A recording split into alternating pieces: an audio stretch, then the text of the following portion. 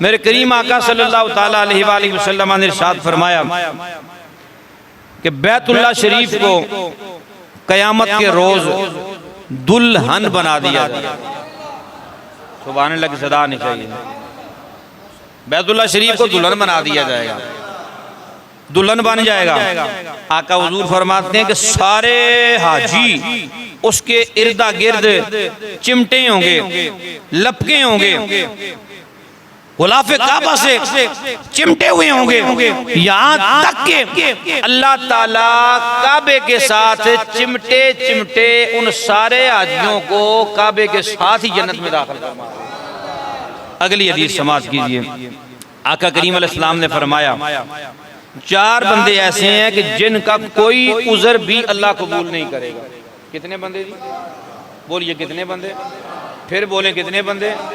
4 بندوں کا اللہ کوئی عذر قبول نہیں کرے گا, جو مرضی عذر پیش کرے. نمبر 1 آقا فرماتے ہیں اذان سنے اور بغیر کسی وجہ کے مسجد میں نہ آئے. نمبر 2 سرکار فرماتے ہیں جس کے پاس کھانا ہو, مال ہو, مگر سائل کو نہ دے, مانگنے والے کو نہ دے. نمبر 3 سرکار نے فرمایا کہ احکام خداوندی کو نظر انداز کرنے والا, اللہ کے حکموں کو نظر انداز کرنے والا. نمبر 4 آقا فرماتے ہیں کہ جس کے پاس استطاعت ہو, استطاعت کے باوجود حج نہ کرے, حج پہ نہ جائے. آقا فرماتے ہیں کہ ان 4 بندوں کا کوئی عذر بھی اللہ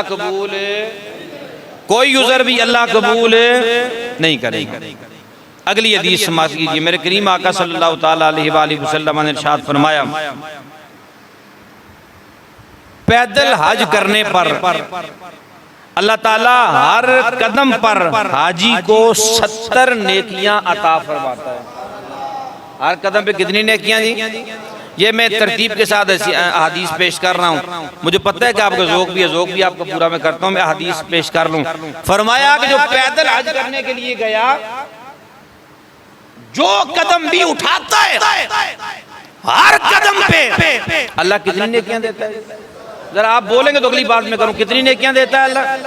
اونچا بولیے کتنی نیکیاں اللہ دیتا ہے؟ 70 نیکیاں. اب توجہ کیجئے گا, اور ہر نیکی کا ثواب مسجد حرام کی نیکی کے برابر اللہ دیتا ہے.